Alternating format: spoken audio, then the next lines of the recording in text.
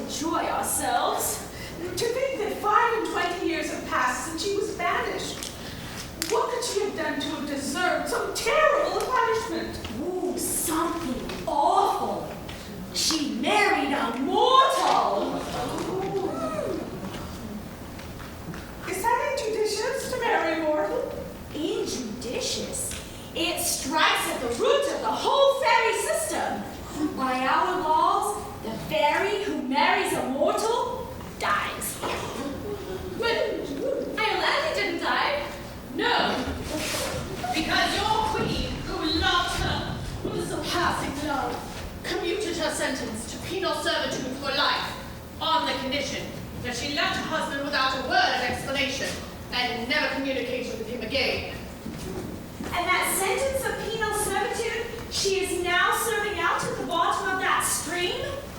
Yes, but when I banished her, I gave her all the pleasant places of the earth to dwell in. I'm sure I never intended that she should go and live at the bottom of a stream. It makes me perfectly wretched to think of the discomfort she must have undergone. Oh, think of the damp. And her chest was always delicate. And the frogs! Oh! I shall never enjoy any peace of mind until I know why Iolanthe went to live amongst the frogs! Well, then why not summon her and ask her? Why? Because if I set eyes on her, I should forgive her at once. Oh. Then why not forgive her? 25 years. It's a long time. Think how we loved her. Loved her? Why, what was your love to mine? She was invaluable to me. Who taught me to curl myself up inside a buttercup? Iolanthe. Who taught me to swing upon a cobweb? Iolanthe. Who taught me to dive into a dewdrop, to nestle in a nutshell, to gamble upon gossamer? Iolanthe! She certainly did surprising things. Oh, bring her to us, dear queen, for your sake and not for ours. Oh, I should be strong, but I am weak. I should be marble, but I am clay. Her punishment has been heavier than I intended. I never meant that she should go and live amongst the frogs. And, well, it shall be as you wish. It shall be as you wish.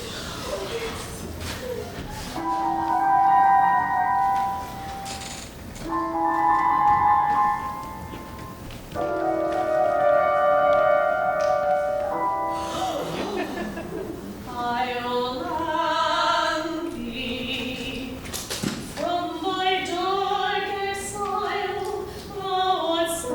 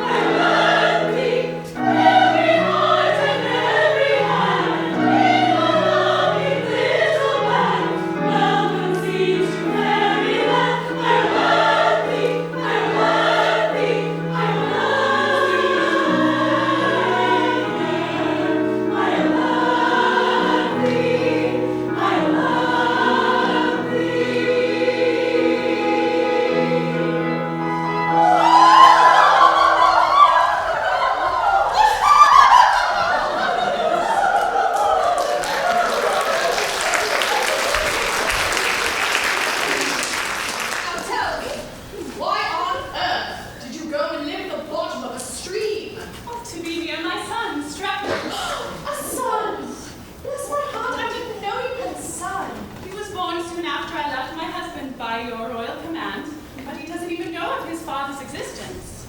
Well, how old is he? 24. Ooh, 24? No one to look at you would think you had a son of 24. That's one of the advantages of being immortal. We never grow old. Is he pretty? He's extremely pretty, but he's inclined to be stout. I see no objection to stoutness in moderation. And what is he? He's an Arcadian shepherd, and he loves Phyllis, a ward of Chancery. A mere shepherd, and he half a fairy. He's a fairy down to the waist, but his legs are mortal. Oh, dear me. I have no reason to suspect I am more curious than other people, but I say I should like to see a person who is a fairy down to the waist, but whose legs are mortal. Oh, nothing easier, for here he comes.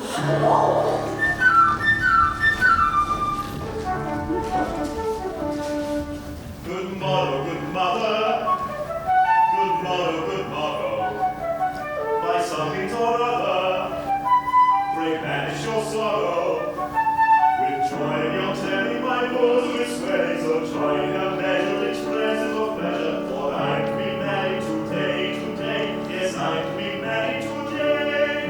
Yes, he's to be married today, today. Yes, he's to be married today.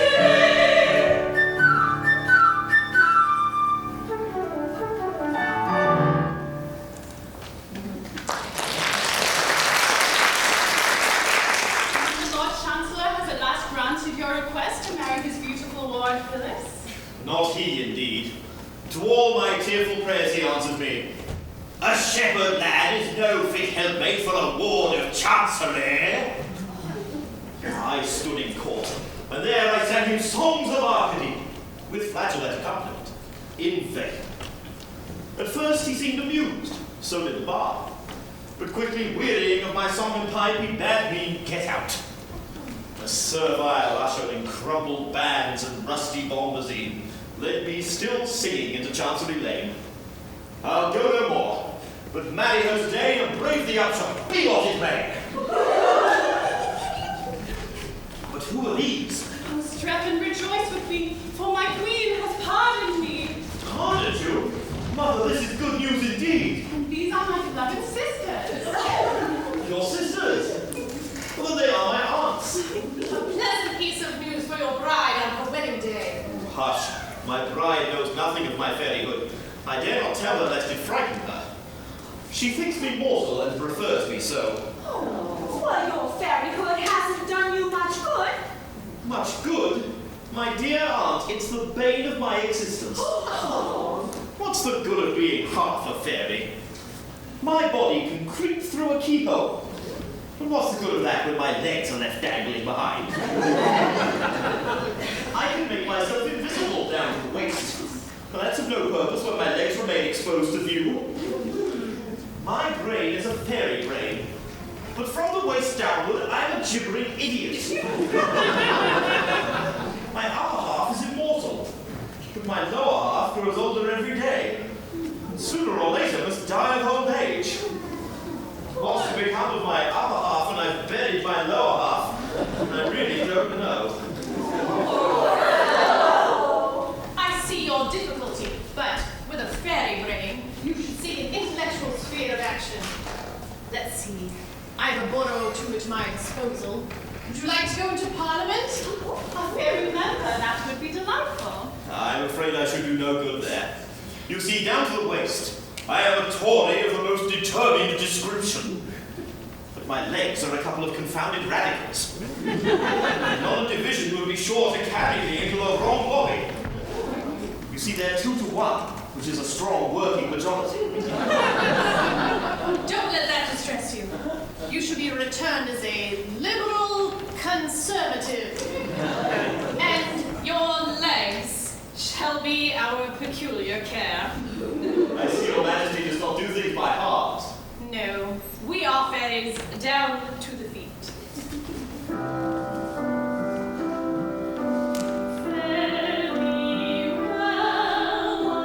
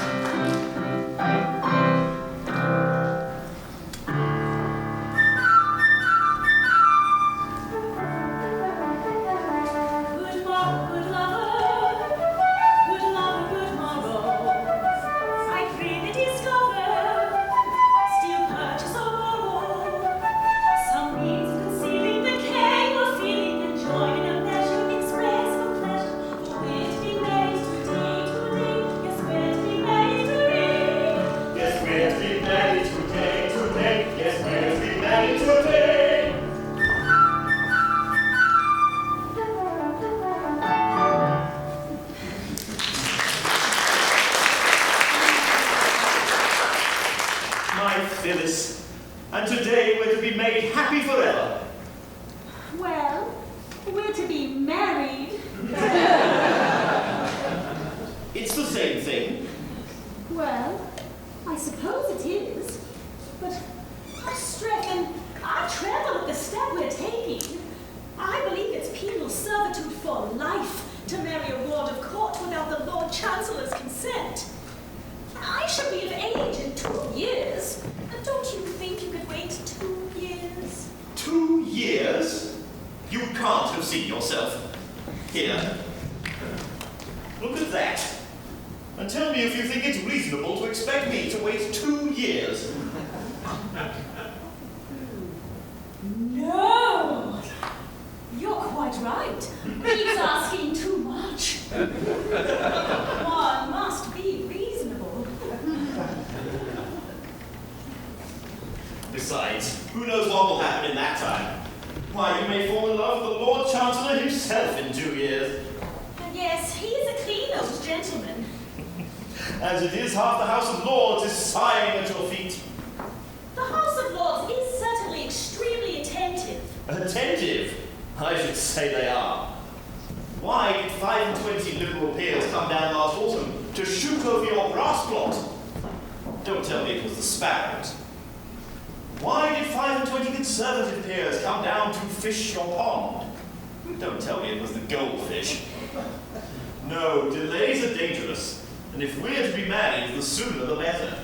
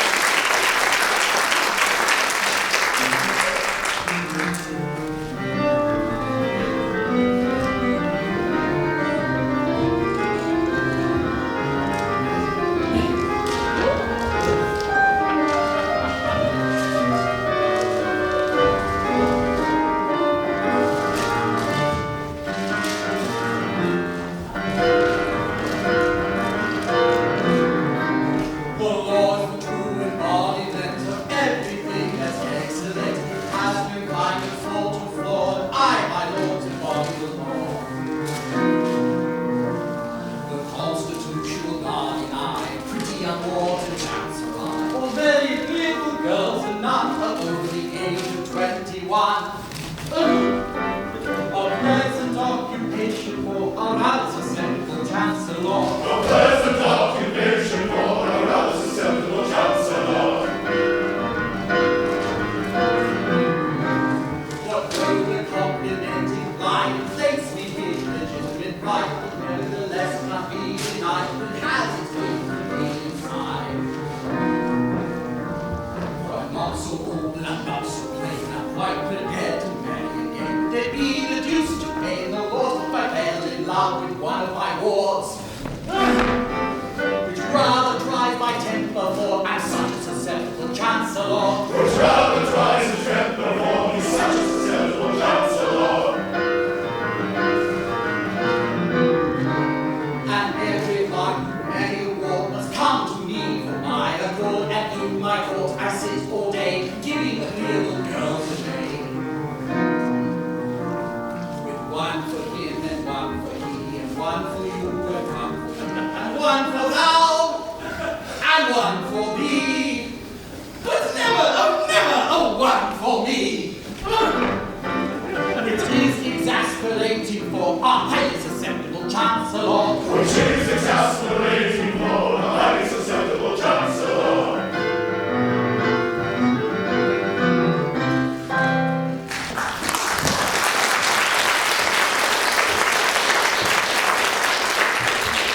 My lord, suppose we proceed with the business of the day. By all means. Phyllis, who is the ward of the court, has so powerfully affected your lordships that you have appealed to me in a body to give her to whichever one of you she may think proper to select. And the noble lord has gone to her cottage to request her immediate attendance. It would be idle to deny that I myself have the misfortune to be singularly attracted by this young person. My regard for her is rapidly undermining my constitution. 3 months ago, I was a stout man. I need say no more. If I could reconcile it with my duty, I should unhesitatingly award her to myself. For I can conscientiously say that I know no man who is so well fitted to render her exceptionally happy. But such an award would be open to misconstruction. And therefore, at whatever personal inconvenience, I waive my claim. My lord, I desire, on the part of this house, to express its sincere sympathy with your lordship's most painful position. I thank your lordships. The feelings of the Lord Chancellor, who is in love with the ward of the court, are not to be envied. What is his position? Can he give his own consent to his own marriage with his own ward? Can he marry his own ward without his own consent? And if he marries his own ward without his own consent, can he commit himself for contempt of his own court? And if he commit himself for contempt of his own court, can he appear by counsel before himself to move for arrest of his own judgment? Oh, my lord, it is indeed painful to have to sit on a woolsack which is stuffed with such thorns as these. My lords, I have the pleasure to inform your lordships that I have succeeded in persuading the young lady to present herself at the bar of this house.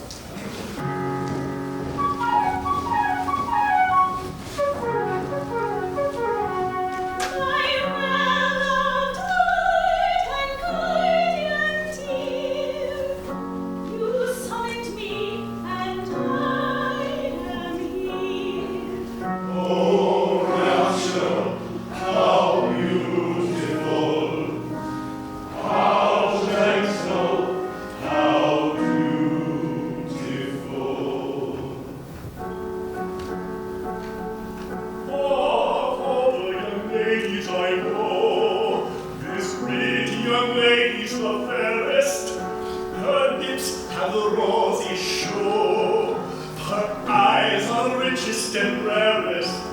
Her origin slowly is true, but birth and position for plenty, by grammar and spelling for two, and birth and behavior for 20.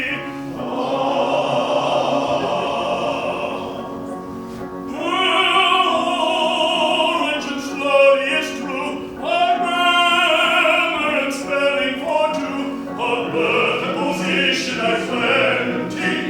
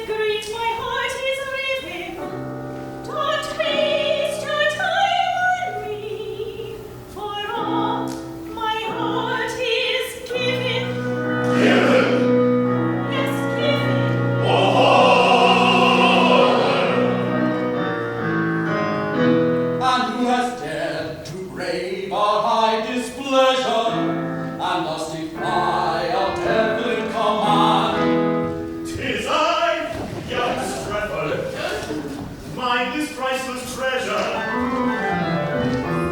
Against the world, I claim my darling's hand.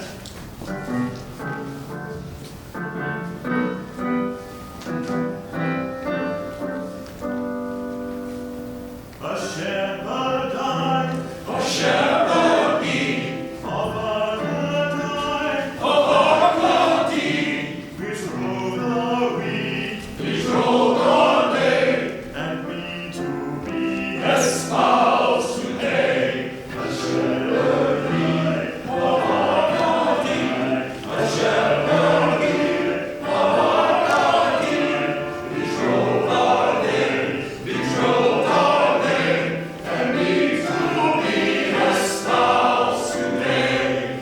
Neatness more, western stab of dagger, though we roll and tally stagger in each heart. Proud are we innately, let's depart, dignified and stately, let's depart, dignified and stately, dignified and stately, dignified and stately, dignified and stately, dignified and stately, dignified and stately.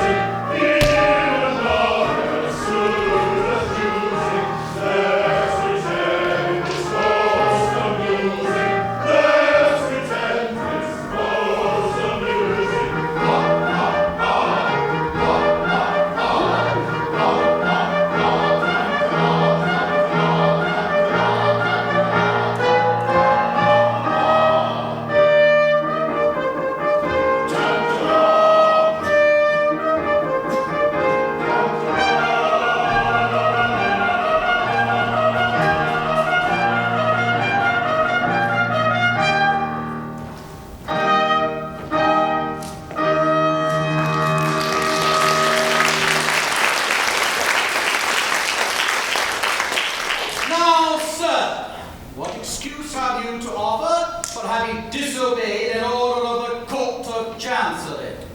My lord, I know no court of chancery. I go by nature's acts of parliament. The bees, the breeze, the seas, the rocks, the brooks, the gales, the vales, the mountains, and the mountains cry out, you love this maiden, take her, we command you. 'Tis written in heaven by the bright barred dark that leaps forth into lurid light from each grim thundercloud. The very rain sings forth a sad, sodden symphony. When chorus nature bids me take my love, shall I reply, nay, but a certain chancellor forbids it. Sir, you are England's Lord High Chancellor, but are you Chancellor of birds and trees, King of the winds and Prince of thunderclouds? No.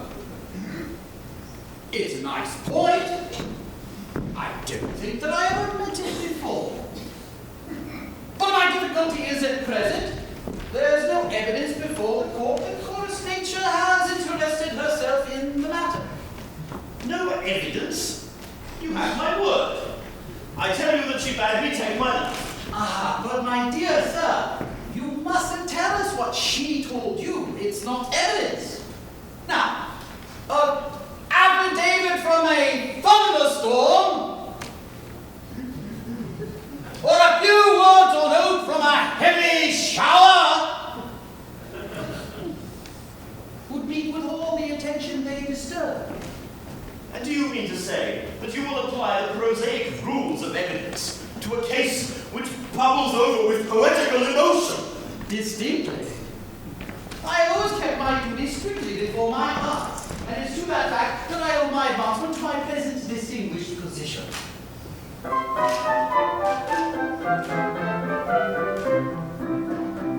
When I went to the bars, a very young man, said I to myself, said I'll work on a new and original plan, said I to myself, said I'll never assume that a rogue or a thief is a gentleman worthy of implicit belief, because his attorney has sent me a brief, said I to myself, said I.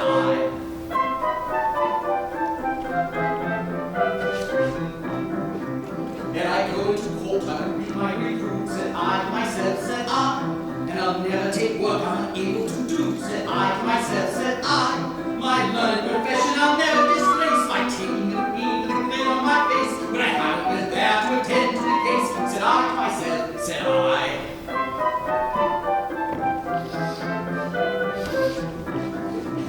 I'll never throw dust in the juryman's eyes, said I to myself, said or would we the judge who's not otherwise, said I to myself, said or assume that the witnesses summoned in force and exchange a queen's bench, common pleas or divorce, have perjured themselves in a matter of course, said I to myself, said I.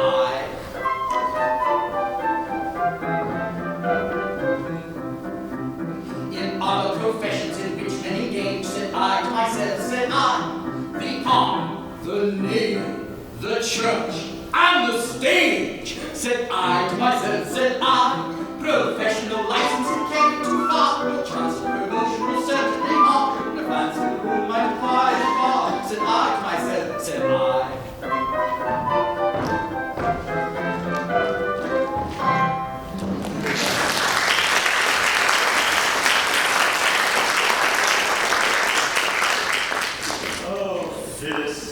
Phyllis, to be taken from you just when I was on the point of making you my own.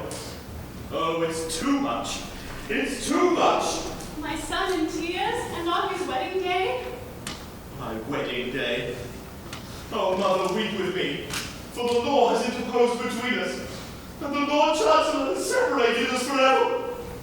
Lord Chancellor, if he did but know. If he did but know what? No matter. The Lord Chancellor has no power over you. You are half a fairy, you can defy him. Down to the waist. Yes, but from the legs downwards he can commit me to prison for years. What good is it if my body is free, if my legs are working out 7 years penal servitude? True, but take heart. Our queen has promised you her special protection. I'll go to her and plead your peculiar case before her. You will? Oh, Mother, how can I repay the debt I owe you?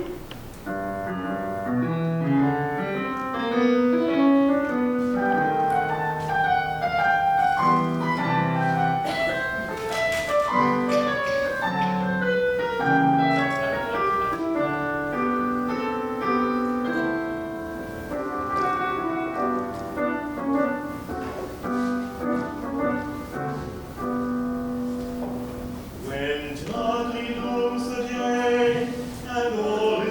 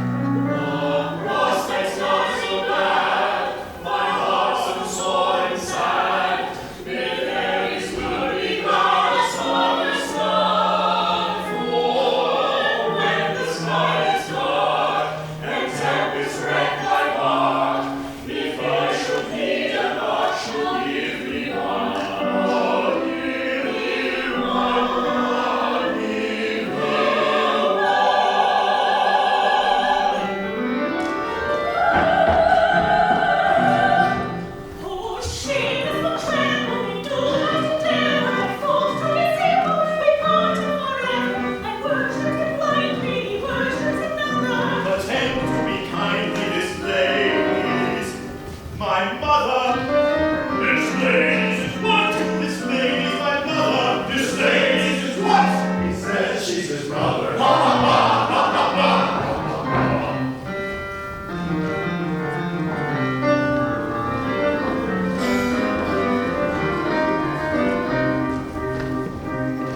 What means this mirth unseemly that shakes the listening earth? The joke is good extremely, and justifies our mirth. This gentleman is seen with a maid of 17, partaking of a dolce far niente. And what does he achieve? For he asks us to believe Jesus' mother, and he's nearly 25. Recollect yourself, I pray, and be careful what you say, as the ancient Romans said, Festina lente. For I really do not see how so young a girl can be the mother of a man of 25.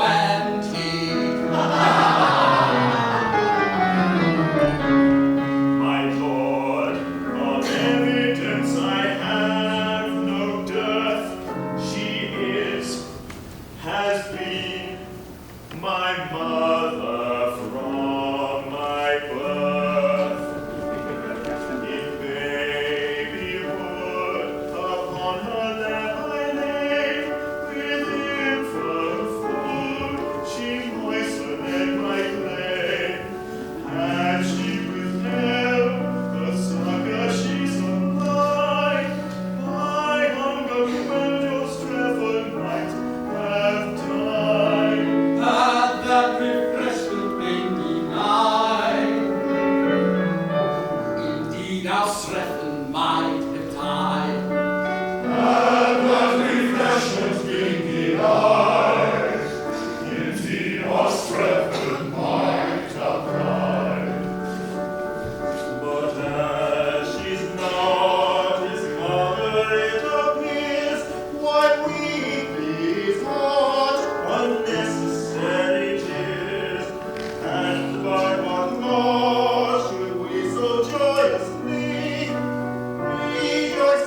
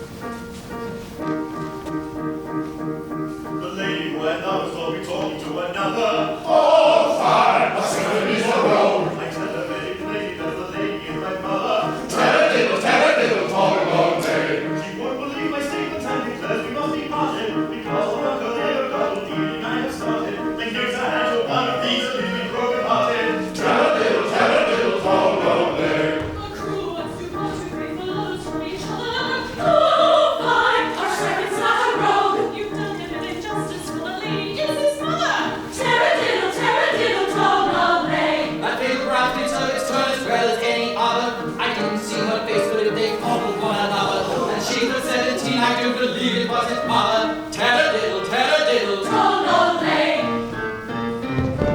I have often had the use for a thoroughbred excuse of a sudden which is in this story that day. But of all I ever heard, this is quite the must absurd, for she's 17 and he is 1 and 20. For she is 17 and he is only 5 and 20. Oh, fine, a 70s a road. Now listen very keen, what this paradox may be, carried nobody little the 20 Her age upon the day of his birth was mine sake. If she's 17 and he is 5 and 20. She is 17 and he is only 5 and 20. Say she is his mother and his illusion is a folly. Oh, fine, a 70s a road. But that's his brain is out and he's getting very bloody. Taradiddle, all day. I wouldn't say a word that could be reckoned as injurious. But find a mother younger than his son is very curious. And that's the kind of mother that is usually mysterious. Taradiddle, all day.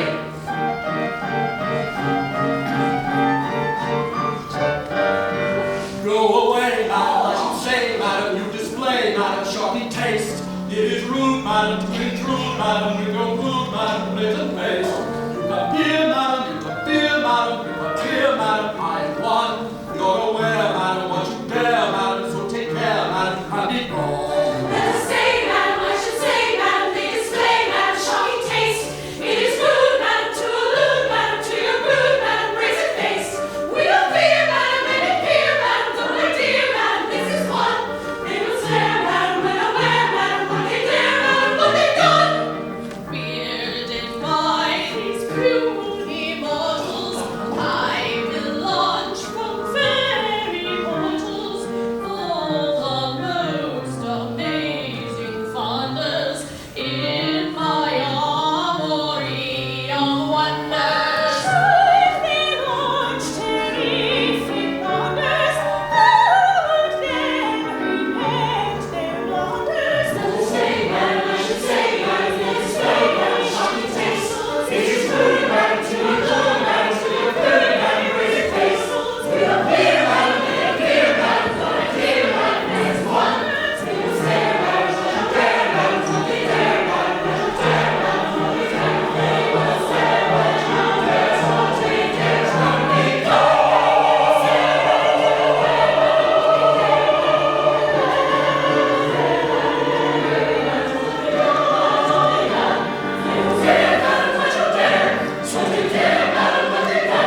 They will stare, what you dare, what they dare, what they dare.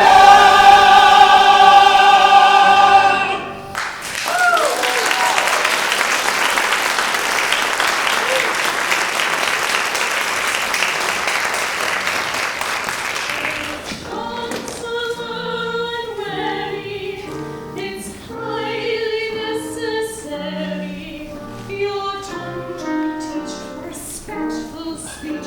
Your attitude to vary.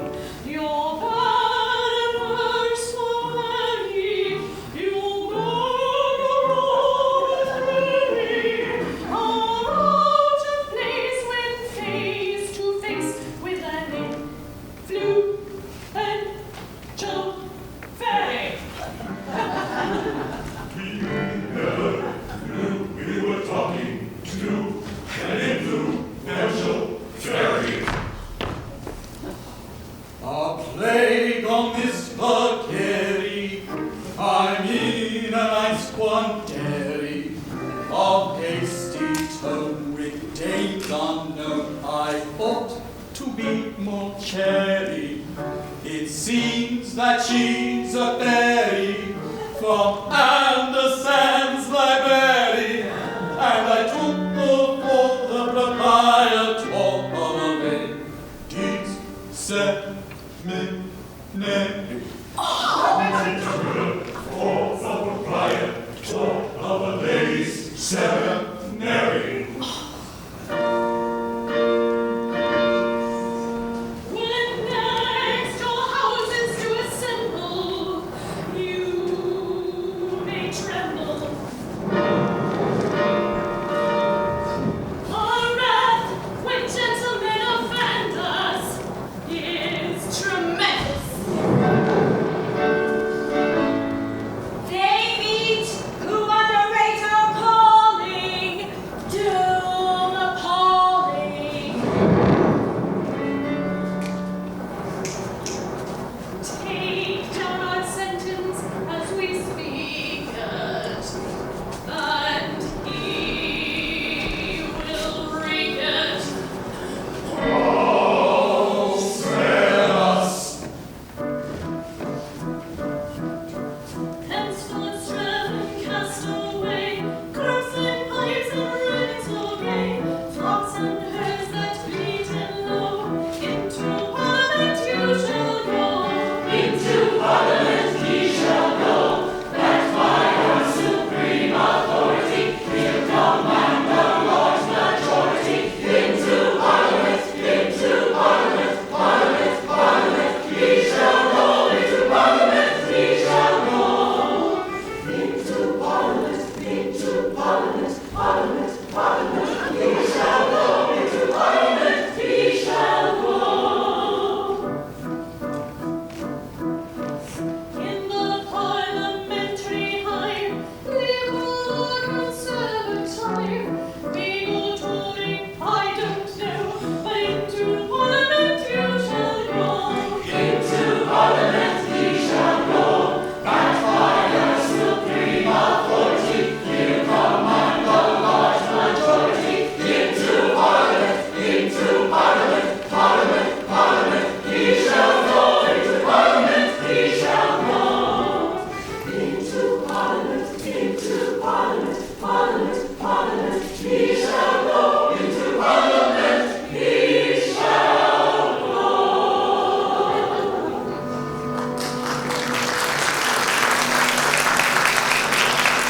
Every will and every measure that may gratify his pleasure, though your fury it arouses, shall be cast by both your houses. You shall sit in he sees reason through the grouse and salad season. He shall end the church rites you enjoy on Friday nights. He shall prick that annual blister, management deceased wife's sister.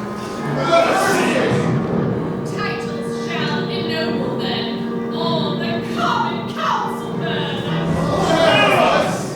Peers shall teem in Christendom, and induce exalted station, be attainable by competitive examination.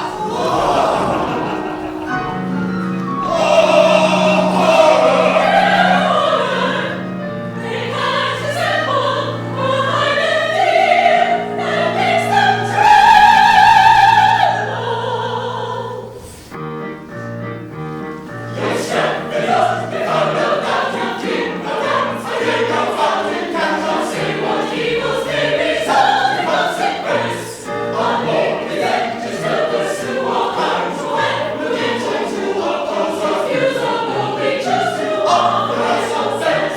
We'll plunge them into grief and shame. It's time for parents, they must pay with legacy in any shape, a very painful wrench. Your powers we dauntlessly rule, a dire revenge will fall on you if you besiege our high prestige. The word prestigious branch, the word prestigious branch. Your powers we dauntlessly rule, a dire revenge will fall on you.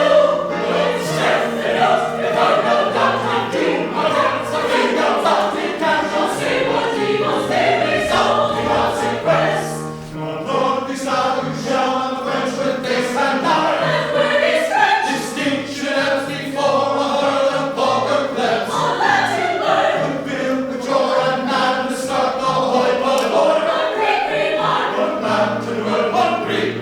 and one that's fresh. Your Lord is out and quickly quench with pace and eye. That word is French, As rich as before, a herd of vulgar plebs. a Latin word, The joy and madness of the hoi polloi. a Greek remark. One Latin word, a Greek remark, and one that's French. No step in us, if I will doubt and dream of else. I think about we cannot say what Evils may result in consequence. But Lord, the angels will pursue all kinds of men who equal to oppose our Skills are moving just to offer an offense. We will not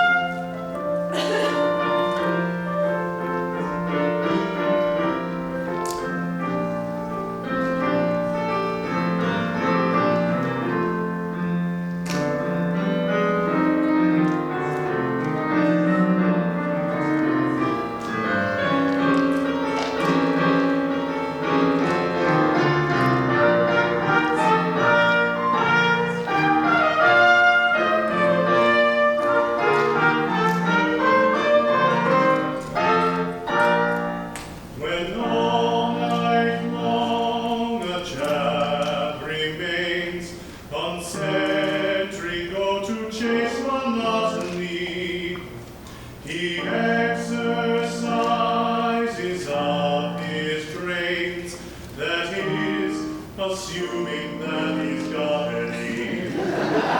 Will never nurtured in the lap of luxury, yet I admonish you. I am an intellectual chap, and think of things that would astonish you. I often think it's comical, fa-la-la, fa-la-la, the nature always does contrive, fa-la-la-la, that every boy and every girl that's born into the world alive is either a little liberal or else a little conservative. Fa-la-la, fa-la-la, is either a little liberal or else a little conservative. Fa-la-la.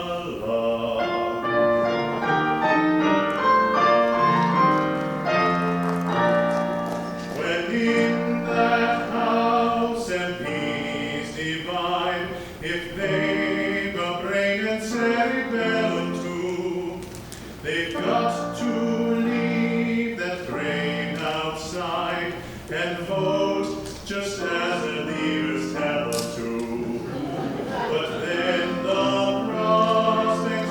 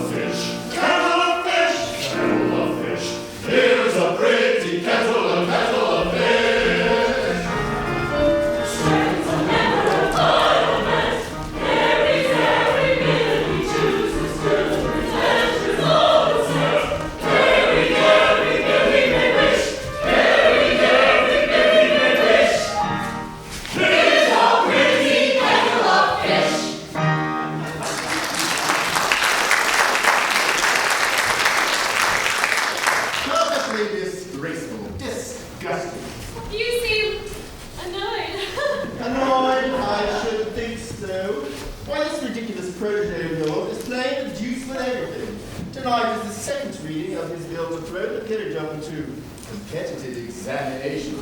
And he'll carry it too. Carry, of course he will. He's a parliamentary petrol. She carries everything. Yes, if you please. That's our fault.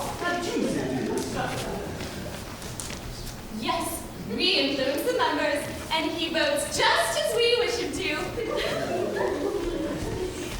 It's our system. Shortens the debate. But think of what it all means. I don't so much mind for myself. When a house appears with no grandfathers worth mentioning, the country must go to the dogs. I suppose it must. I don't want to say a word against brains. I have great respect for brains. I've often wished I had some myself.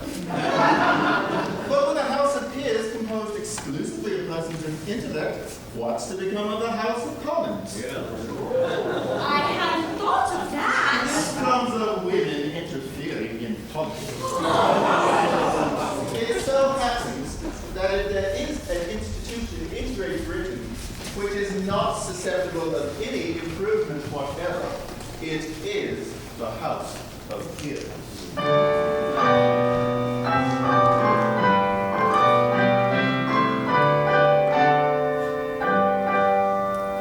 When Britain really ruled the waves in the good Queen Bess's time, the House of Peers made no pretense to intellectual eminence or scholarships of mine. Yet Britain won her proudest days in good Queen Bess's glorious days.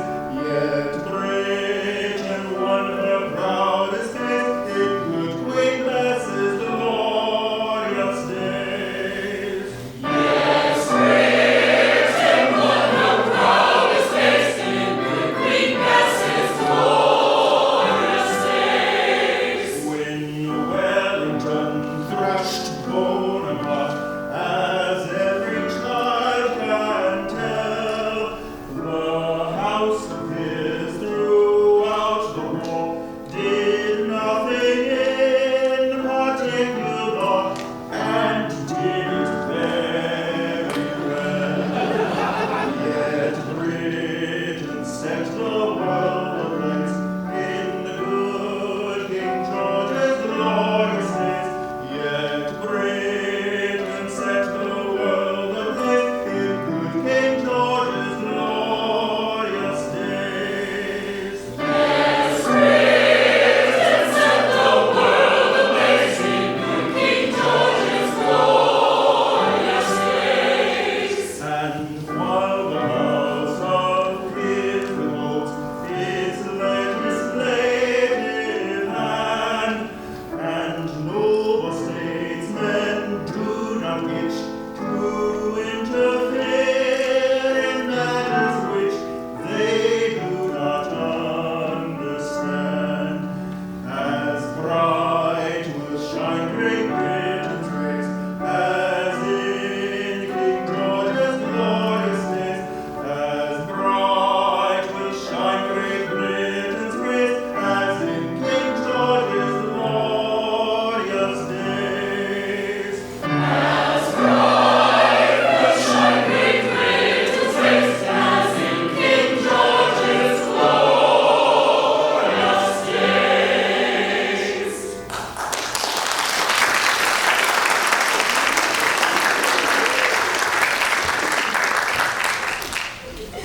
Charming persons, are they not?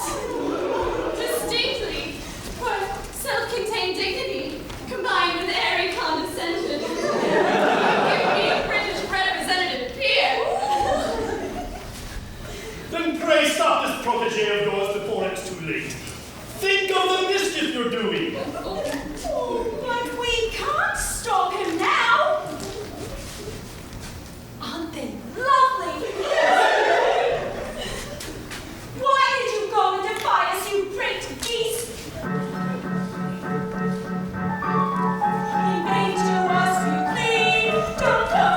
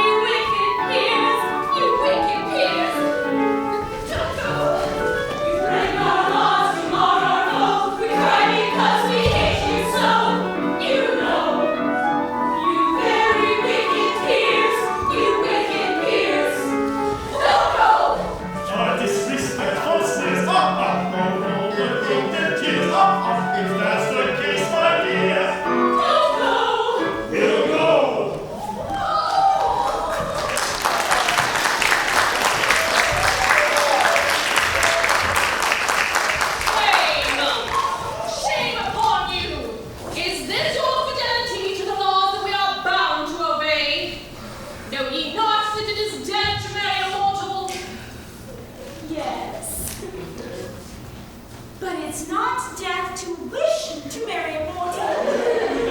If it were, you'd have to execute us all. This is weakness! Subdue it! We know it's weakness, but the weakness is so strong. We are not all as tough as you are. Tough! Tough! Do you suppose that I am insensible to the effects of manly beauty? Look at that man. A perfect picture. Who are you, sir?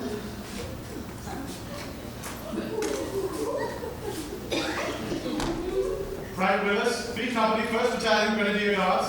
You're a fine fellow, sir. I am generally admired. I can quite understand it. Now here is a man whose physical attributes are simply godlike. That man has a most extraordinary effect on me. If I yielded to natural impulse, I should fall down and worship that man. But I mortify this inclination. I wrestle with it. And it lies beneath my feet. That is how I treat my regard for that man.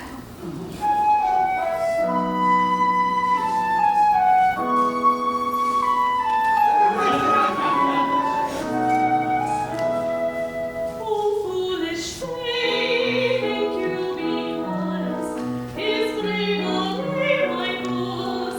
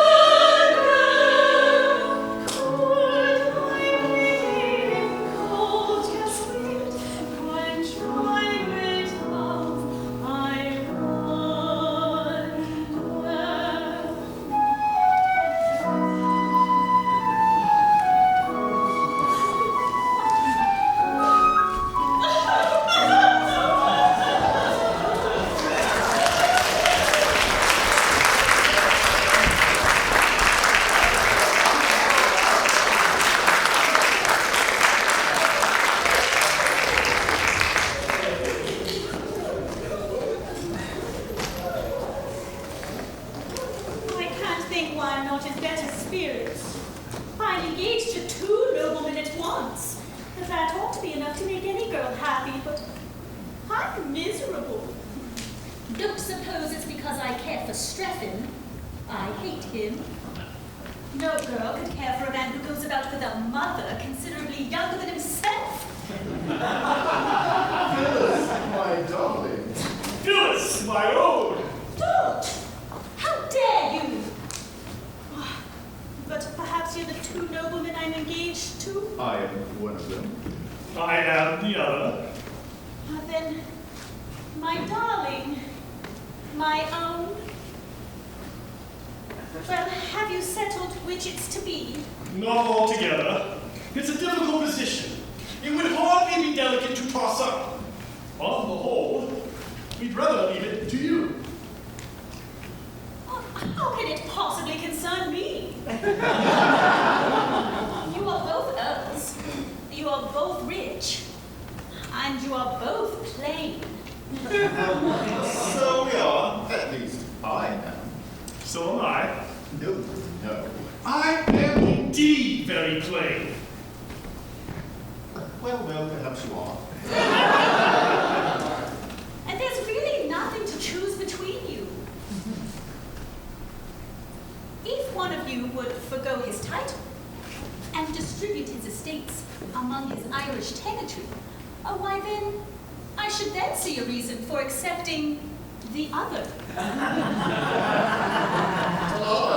Are you prepared to make this sacrifice? No! Not even to oblige a lady? No, not even to oblige a lady. Well, then the only question is, which of us shall give way to the other? Perhaps, on the whole, she would be happy with me. I don't know. I may be wrong. No, I don't know that you are. I really believe she would. But the awkward part of the thing is that if you rob me of the girl of my heart, we must fight. And one of us must die. It's a family tradition I have sworn to respect. It's a difficult position, for I have strong regard for you, George. My dear Thomas. You are very dear to me, George. We were boys together. At least, I was.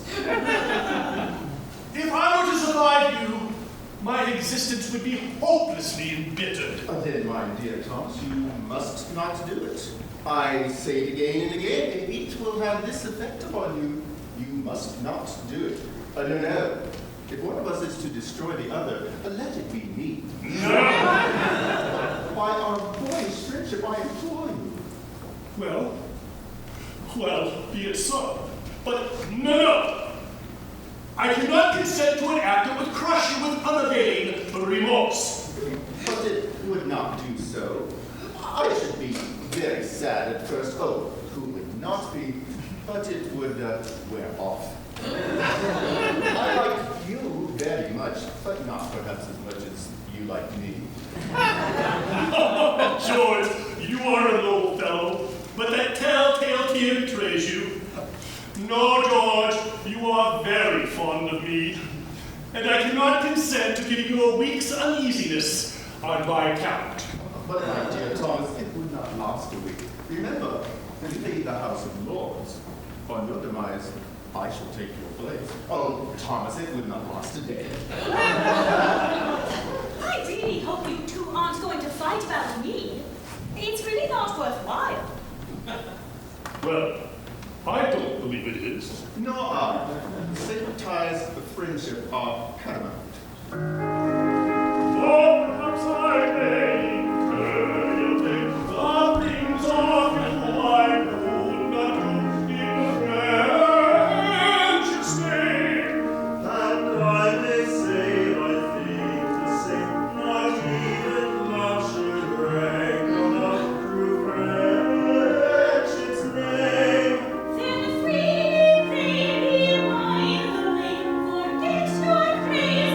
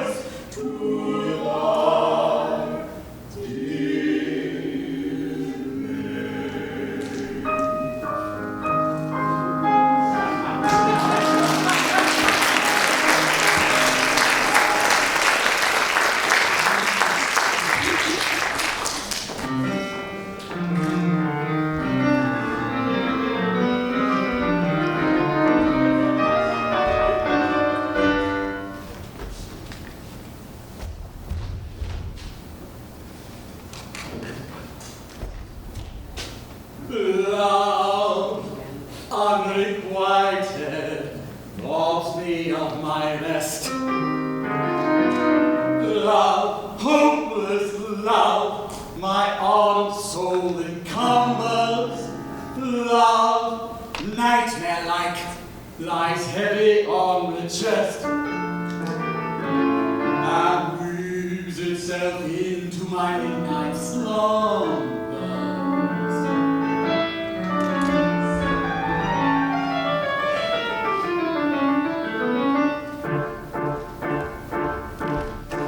When you're lying awake with dismal headache, reposes to blue anxiety, I can see you may use any language you choose to indulge in without impropriety.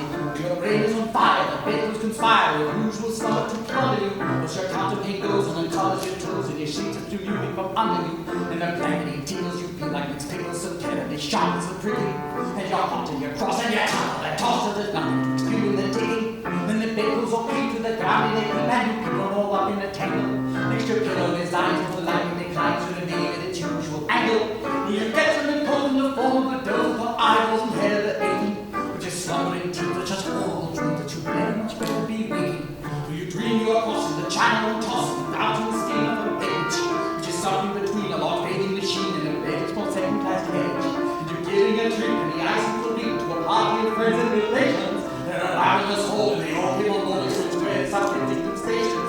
And bound on their journey you find an attorney who started that morning from Devon. He's a bit on the side of you, he's surprising and tells you he's only 11.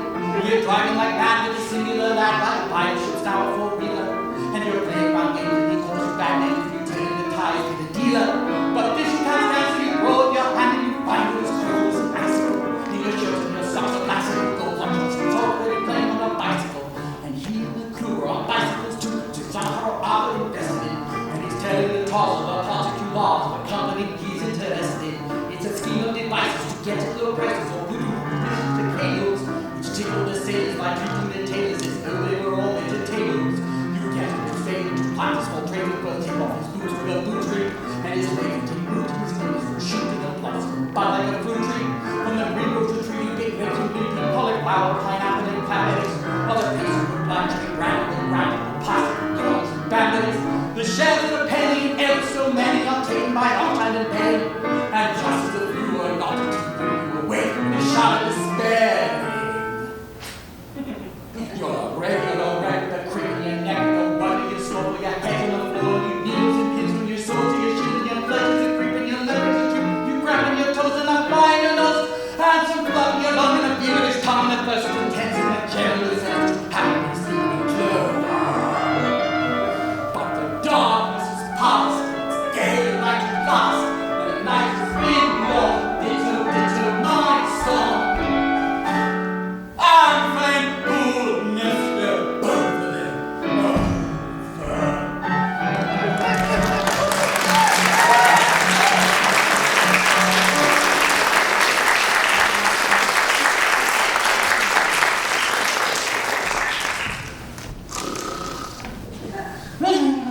I am most distressed to see your lordship in this condition. Oh, my lords! It is seldom that the Lord Chancellor has reason to envy the position of another, but I am free to confess that I would rather be 2 earls engaged to Phyllis than any other half-dozen noblemen upon the face of the globe. Yes, in a way. It's an enviable position. Oh yes, no doubt most enviable. At the same time, seeing you thus, we naturally say to ourselves, oh, this is very sad. His lordship is constitutionally as blithe as a bird. He trills upon the bench like a thing of song and gladness. His series of judgments in F-sharp minor, given Andante in 6/8 time, are among the most remarkable features ever produced in a court of chancery. He is, in fact, the only living instance of a judge whose decrees have been given the honor of a double encore. How can we bring ourselves to do that, which would deprive the court of chancery of one of its most attractive features? I feel the force of your remarks, but I am here in two capacities, and they clash, my lord, they clash. I deeply grieve to say that in declining to entertain my last application to myself, I presume to address myself in terms that render it impossible for me ever to apply to myself again. It was a most painful scene, my lords, most painful. It's a difficult position. This is what it is to have two capacities. Let us be thankful we are persons with no capacity whatever.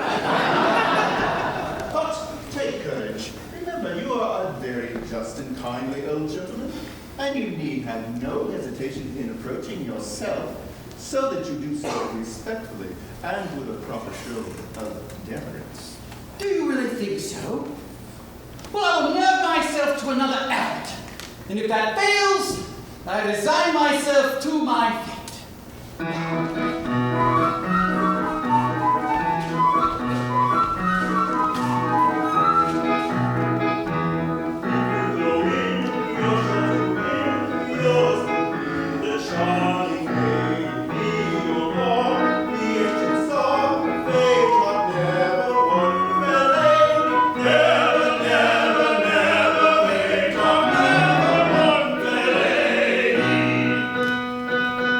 Every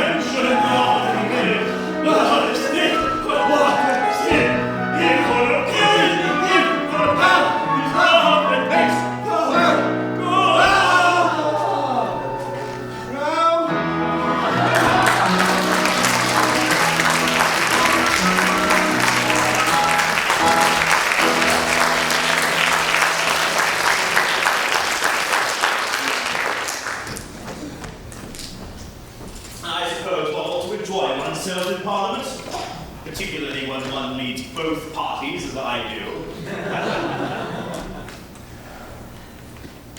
But I'm miserable. Poor, broken-hearted fool as I am. Oh, Phyllis. Phyllis. Yes? Phyllis. But I suppose I should say, my lady. I have not yet been informed which title your ladyship is pleased to elect. I haven't quite decided. You see, I have no mother to advise me. No, I have. Yes, a young mother. Oh, not very. A couple of centuries or so. Oh, she wears well. She does. She's a fairy. Beg your pardon. A what? Well, I've no reason to disguise the fact any longer. She's a fairy.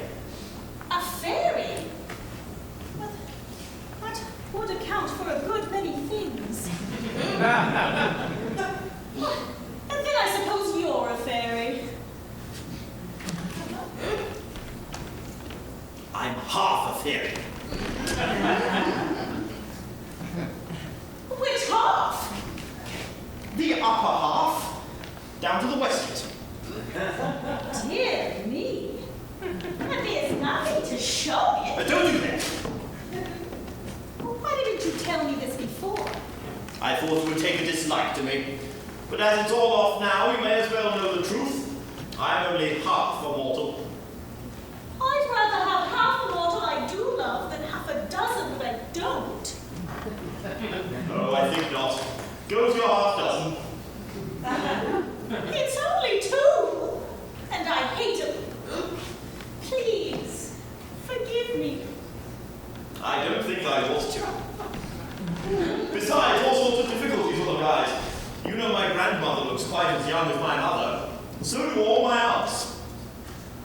I quite understand. Well, whenever I see you kissing a very young lady, I shall know it is an elderly relative. You will? Then, Phyllis, I think we shall be very happy. We won't wait long before we marry. We might change our minds. No, we'll get married first. And change our minds afterwards? Yes, that's the usual course.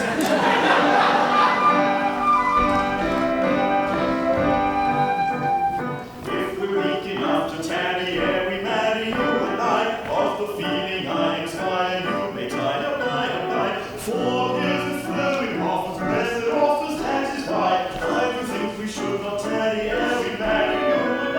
If we're weak enough to tarry ere we marry you and I, with the more attractive maiden to whom maiden you may fly. If by chance we should be parted, broken-hearted I should die. So I think we should not tarry ere we marry you and I. If we're weak enough to tarry ere we marry you and I, of the feeling I inspire you may tide up by.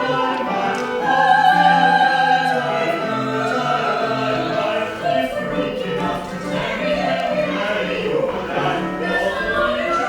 by. So I think we should not tarry ere we marry you and I. Does your mother know is she aware of our engagement? She is, and thus she welcomes her daughter-in-law. She kisses just like other people. But the Lord Chancellor. Oh, I've forgotten him. Mother, none can resist your fairy eloquence. You will go to him and plead for us? Go to him? No, impossible. But our happiness, our very lives depend upon our obtaining his consent. Madam, you cannot refuse to do this. You know not what you ask. The Lord Chancellor is my Your husband? My husband and your father. Then our course is plain. On learning that Strephon is his son, all objections to our marriage will be at once removed. Nay, he must never know. He believes me to have died childless, and dearly as I love him, I am bound upon penalty of death not to deceive him. Victory! But see, he comes. Quick, my veil.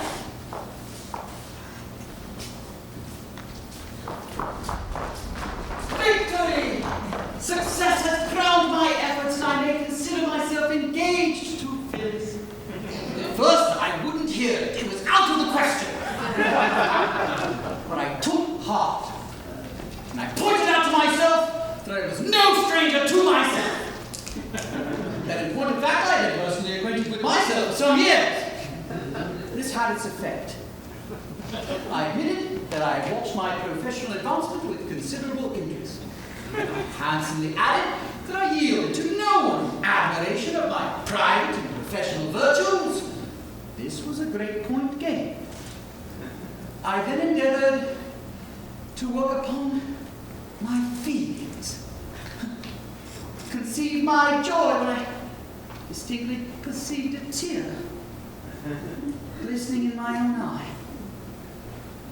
Eventually, after a severe struggle with myself, I reluctantly, most reluctantly, consented.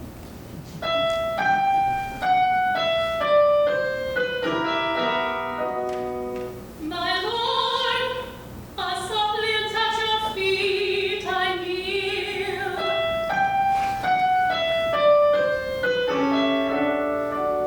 Oh, listen to our mother's fond appeal. Hear me tonight, I come in urgent need. 'Tis for my son, young Strephon, that I plead. He loves, if in the bygone years thine eyes have ever shed tears, bitter unavailing tears for one untimely dead. If in the tide of life sad thoughts of her arise, and let the memory of my wife plead for my boy, he dies. He dies, if only inside in somewhat cabinet, memorials of the long dead bride lie dearly treasured yet. Then let the hallowed bridal dress her little dainty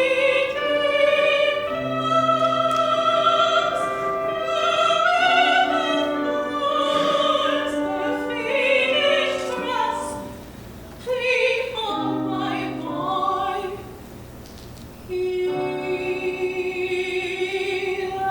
loves. It may not be, for so the base decide. Learn now that Phyllis is my promised bride. My bride! No, no. It shall be so, those would separate us woe betide.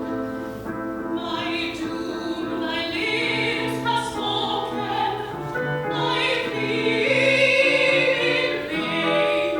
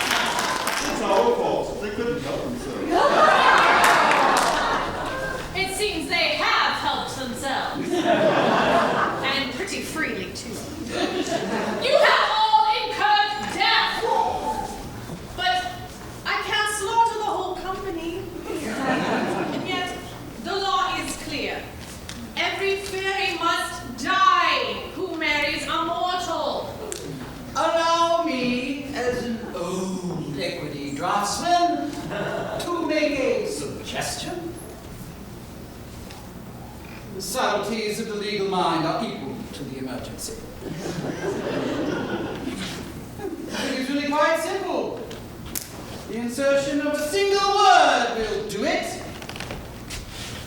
Let it stand that every fairy child I who don't marry a mortal, and there you are, out of your difficulty and We like your humor, sir. Private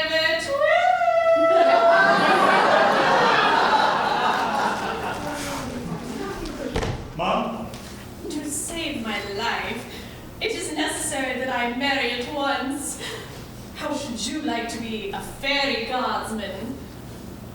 Well, Mum, I don't think much of a British soldier who wouldn't inconvenience himself to save a female in distress. You are a brave fellow. You're a fairy from this moment.